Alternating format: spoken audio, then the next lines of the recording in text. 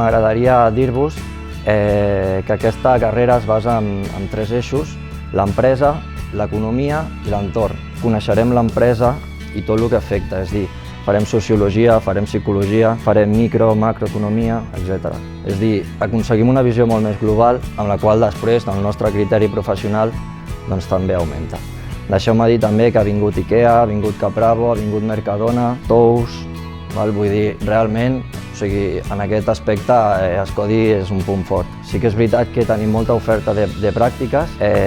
La Míriam i des de direcció, un parell o 3 de vegades al mes ens envien ofertes.